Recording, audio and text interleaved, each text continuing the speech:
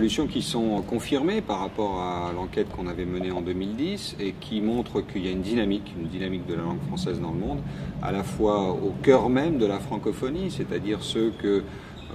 on a qualifiés d'habitants de la planète,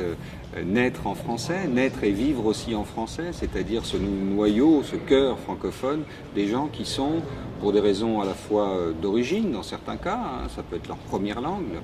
utilisée à la maison, mais aussi pour des raisons d'environnement, c'est-à-dire que c'est une langue qui est présente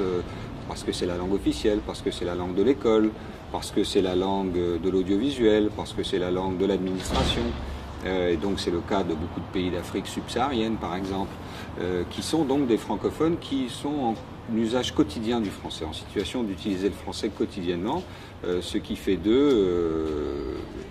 des francophones réguliers. La francophonie augmente même très vite, grâce en particulier à l'Afrique subsaharienne, qui, grâce à sa dynamique démographique propre, mais aussi à ses capacités de ses systèmes éducatifs à enseigner et transmettre en français, voit le nombre de francophones augmenter de façon assez importante, en moyenne 15% sur le continent africain, et dans certains pays jusqu'à 30% depuis notre estimation de 2010. Alors ça c'est pour la planète francophonie au sens le plus strict, et puis il ne faut pas oublier que le français est aussi une langue enseignée dans le monde entier, donc une langue mondiale qui connaît des usages plus ponctuels, moins réguliers que ceux que j'évoquais précédemment, mais qui peuvent être aussi extrêmement importants. Une langue dans laquelle on crée, dans laquelle on écrit, dans laquelle on travaille, un peu partout dans la planète. Et dans cet ensemble-là aussi, la progression est plutôt significative, en tous les cas ça augmente. Il est évident que quand on regarde dans le détail, que ce soit au niveau de l'enseignement du français par exemple, selon les zones, selon les pays même, il peut y avoir de grands écarts. Parfois ça peut chuter, l'enseignement du français peut plutôt régresser, mais globalement il augmente. Alors c'est vrai que selon les zones, en Europe par exemple, l'enseignement des langues étrangères en général est plutôt en phase de raréfaction, c'est-à-dire que l'anglais prend la première place, et donc le français qui est encore la deuxième et la troisième langue apprise en Europe, a tendance à connaître des effectifs moins importants. C'est une baisse relative.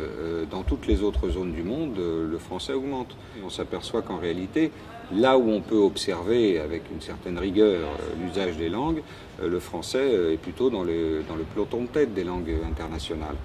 Alors bien sûr l'anglais est toujours devant, si c'est ça le seul point de référence qui parfois obnubile un peu les scrutateurs, mais le français est dans les langues de tête, aussi bien sur internet, il est entre, selon les segments étudiés, la 4e ou la 6e langue, que dans le monde des affaires où les instituts, d'ailleurs les études se sont multipliées cette année, montrent que le français est une langue des affaires aussi bien en Europe, où elle est considérée comme la deuxième langue des affaires, la troisième langue des affaires, que dans le monde.